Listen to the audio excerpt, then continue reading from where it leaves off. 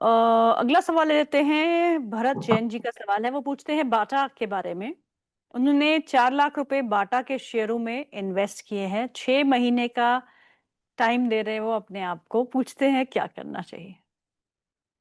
देखिए 6 महीने के लिए तो बहुत मैं सक्षम नहीं हूँ, लेकिन हाँ, बाटा इंडिया पर हमारी खरीदारी की राय है। अब 6 महीना बहुत छोटी अवधि हो जाती है गीतू, और ये छोटी अवधि के लिए आकलन लगाना बहुत मुश्किल है। ऐसी परिस्थिति में जहाँ पर अनिश्चितता का वातावरण हो, खास करके हम्म। अंतर्राष्ट्रीय स्तर पर। तो हम्म। आप अगर छोटी अवधि के लिए सौदे करते हैं, तो आप अपने पहले ये देखिए कि आपके पास नुकसान झेलने की क्षमता कितनी है। मुनाफ़े की बाद में सोचिए, पहले ये सोचिए कि आप कितना नुकसान उठा सकते हम्म। वो ये भी पूछते हैं, उनके पास 4 लाख रुपए हैं, वो बताइए कि किन शेयरों में इन्वेस्ट करें 6 महीने के लिए। 6 महीने के लिए नहीं, लंबी अवधि के लिए। लंबी अवधि का मतलब होता है 12, 18, 24 महीने। हम्म। अगर वो विचारधारा है आपके पास, तो हमने अभी रिलायंस की बात की। हम्म। एसबीआई अच्छा लगता है, Tata motor, MNM, Bharti Airtel, हम्म। एल&टी। हम्म। तो दिग्गज कंपनियों में लगा दीजिए, निवेश कर दीजिए लंबी अवधि की। मिड कैप में कोई नहीं करा। मिड कैप में है, इंडियन होटल्स है। अभी हम होटल की बात कर रहे थे, होटल क्षेत्र की बात कर रहे थे। हम्म। मिड कैप में आप चाहे तो इंडियन बैंक है। वो भी एक अच्छी सरकारी बैंक है, जिससे के नतीजे काफी बेहतर आए थे बाकी अन्य तुलनाओं में। हम्म। अंकुर का सवाल है, वो पूछते हैं कि सर बीईएल का नेक्स्ट टारगेट क्या हो सकता है। क्या ये 1000 का आंकड़ा भी 2 से 3 साल में पार कर सकता है। अब ये निर्भर करेगा कामकाज कैसा होता है, रक्षा क्षेत्र में कितने ऑर्डर आते हैं, लेकिन फिलहाल 440 के पार के लक्ष्यांक है बीईएल में। डॉक्टर अंशुमन गुप्ता जी का सवाल है, वो पूछते हैं एचबीएल पावर एंड इंजीनियरिंग के शेयरों के बारे में। 150 shares at the rate of 88 rupees पर शेयर। रिजल्ट भी अच्छे आए हैं, पर कंपनी में क्या करना चाहिए। देखिए, कवरेज नहीं, इसलिए विशेष रूप में टिप्पणी नहीं करूंगा। हम्म। लेकिन आप देखिए, आप अपना निवेश जो कंपनी में करते हैं, उसके साथ में बाजार की भी परिस्थिति देखिए आप। हम्म। दायरेबंद बाजार बाजार पिछले कई महीनों से हम देख रहे हैं। हम प्रयास हम्म। कर रहे थे 25,000 पर जाना, पार करना, लेकिन वो हो नहीं पाया। और फिर हम्म। 24,500 का भी पिछले हफ्ते स्तर थोड़ा नीचे गए। आज फिर प्रयास कर रहे हैं कि 24,500 किसी न तरह हम पार कर दें। तो अब ये निर्भर होता है, तो ऐसे बाजार में क्षेत्र और कंपनियां भी दायरेबंद कारोबार करती है। हम्म। अनीस अहमद का सवाल है, वो पूछते हैं अडानी ग्रीन के बारे में। उनके पास अडानी ग्रीन के शेयर खरीदे हैं 1009 के भाव पे। आपसे पूछते हैं क्या करना चाहिए। तो अडानी समूह पर तो कवरेज नहीं है, लेकिन हाँ, जिस क्षेत्र से अडानी ग्रीन ताल्लुक रखती है या जुड़ी हुई है, वो काफी अच्छा लगता है, और वहां पर सरकार के तरफ से योजनाएं भी काफी बड़ी है। ओके। संतोष का सवाल है, वो पूछते हैं 3 स्टॉक्स के बारे में। एक सुजलॉन, विशाल मेगामार्ट एंड बेलराइज इंडस्ट्री। तीनों ही स्टॉक पे आपकी रणनीति क्या होगी।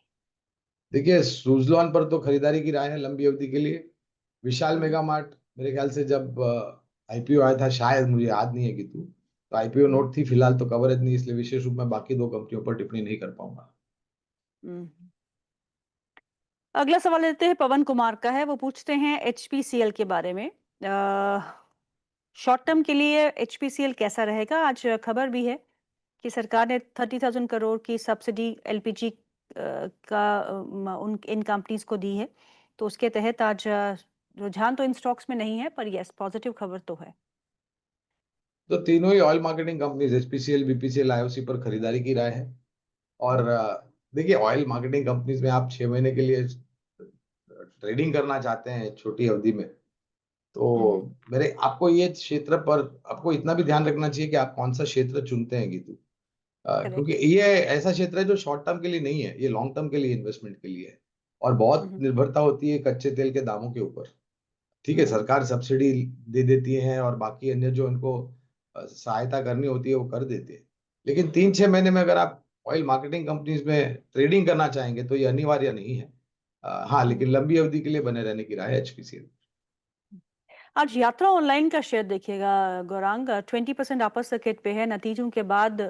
एक बहुत ही अच्छा रुझान इस स्टॉक में देखने को मिल रहा है। वहीं इंडिगो को देखिएगा, क्योंकि क्रूड के दाम नीचे गिरे हैं, वो भी स्टॉक जो है अच्छा परफॉर्म कर रहा है आज के बाजार में 2 से 2.5% के इजाफे के साथ। दोनों ही स्टॉक्स में से कोई स्टॉक आप ट्रैक करते हैं?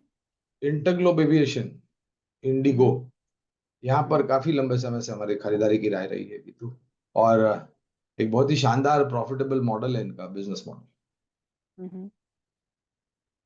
जी।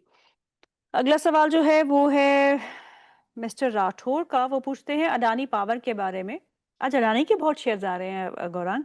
अडानी पावर मैं बाय कर सकता हूँ, और अगर नहीं कर देखिए, सकते तो आप प्लीज सजेस्ट भी करिएगा कौन सा शेयर बाय करें पावर स्पेस में। नहीं तो पावर में जैसे मैंने बताया कि तू Tata power, NTPC, JSW energy, ये हम्म। सब कंपनियां हैं जो हमें सक्षम और मजबूत लग रही है। ओके। मोदी साहब पूछते हैं जेनेस पावर अच्छा लगता है आपको?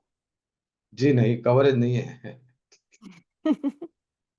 सुनील सिंह का सवाल है। वो कहते हैं सर मेरा 3,000 रुपए का लॉस हो गया है, इसकी भरपाई करवा दीजिए प्लीज। कोई ऐसा शेयर बता दीजिए जहां मैं मुनाफा कमाऊं। आह, देखिए, 3,000 नहीं, आपको उससे ज्यादा भी मिल सकता है, बशर्ते कि आपने लंबी अवधि के लिए निवेश किया हो। हम्म। L&T फाइनेंस, ये तो अच्छा लगता है। और ओके। अशोक लेलैंड। हम्म। अ, इसके अलावा बहुत सारे और विकल्प मैंने कार्यक्रम के दौरान सुझाए हैं। तो एक ये ना, एक जिद पकड़ के नहीं चलनी चाहिए। आपको थोड़ा बहुत समय बाजार को देना चाहिए और अच्छी कंपनियों में निवेश करना हम्म।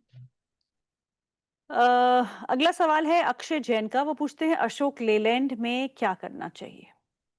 लंबी अवधि के लिए अभी विभाजन हुआ था, एक पे एक बोनस था, और मेरे ख्याल जी। से इसी हफ्ते नतीजे भी आने वाले हैं अशोक लेलैंड के।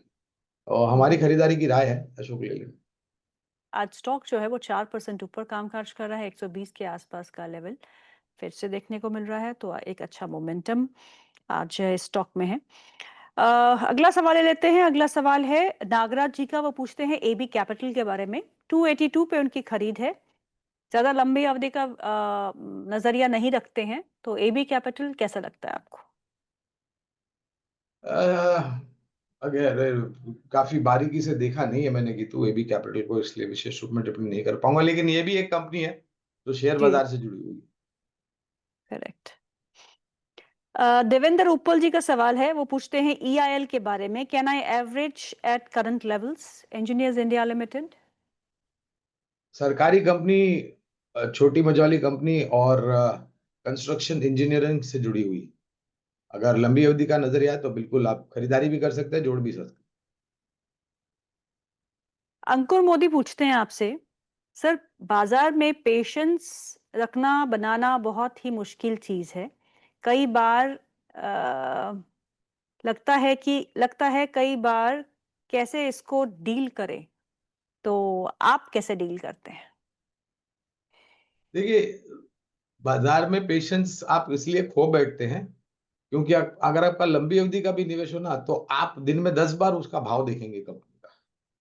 इससे आपका जो अ, मानसिक परिस्थिति है वो डगमगा जाती है।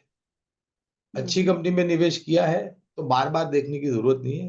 हाँ, कभी कभार जा करके नतीजे आते हैं तो वो देख लीजिए कंपनी के, और कंपनी किस तरफ जा रही है अपने कामकाज को लेकर के, वो ध्यान रख, मैनेजमेंट क्या टिप्पणी कर रही है वो देखिए।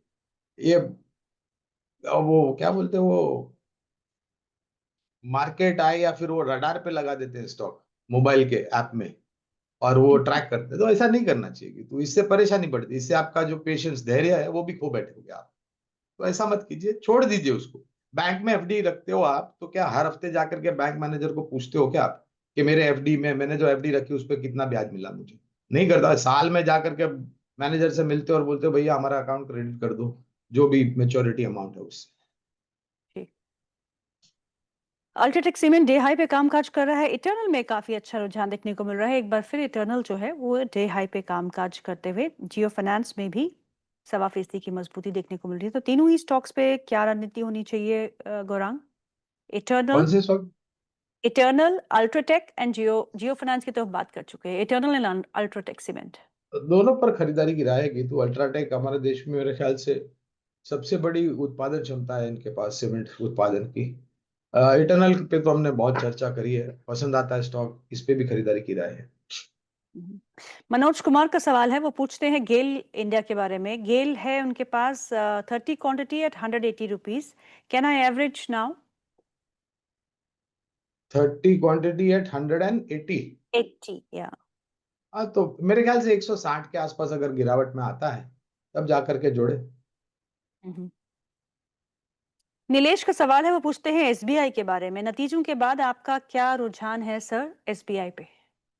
880 के पार के लक्ष्यांक है गीतू। और जैसे हमने हम्म। बताया कार्यक्रम की शुरुआत में, नतीजे काफी हम्म। अच्छे थे और सुधार होने की पूरी पूरी उम्मीद है यहाँ से। हम्म। मिस्टर सिन्हा का सवाल है, वो पूछते हैं आदित्य विजन के बारे में। I don't know if you track it Gaurang. नहीं, कवरेज नहीं है गीतू, क्षमा चाहता हूँ। अगला सवाल ले लेते हैं, नाम नहीं लिखा है, एशियन पेंट्स के बारे में। नतीजों के बाद एशियन पेंट्स में काफी अच्छा रुझान देखने को मिल रहा है, गौरांग सर खरीद ले? नहीं, नतीजों में ऐसा कुछ नहीं था जो मुझे हमें ऐसा नहीं लगा। और एशियन हम्म। पेंट में हमारी पहले खरीदारी की राय थी, लेकिन निराशा पिछले वित्तीय वर्ष में भी हमने देखी थी नतीजों को लेकर के। इस बार भी जो हम्म। नतीजा आया उसमें कोई इतनी बड़ा उत्साह नहीं था। आपको अगर हम्म। खरीदना ही पेंट सेक्टर में तो बर्जर पेंट्स और कांसाई नारोलैक, ये दोनों हम्म। अच्छी लगती है कंपनी। फोर्टिस वर्सेस अपोलो, दोनों में से क्या पसंद है आपको? अब दोनों पर कवरेज है, बराबर की मैं वजन रखूंगा फोर्टिस और अपोलो पे, लेकिन हाँ, क्षमता के हिसाब से और बैलेंस शीट के हिसाब से अपोलो हॉस्पिटल काफी बड़ी है। गौरांग, नतीजों के बाद कोई नया स्टॉक जो आपने अपनी कवरेज लिस्ट में ऐड किया हो?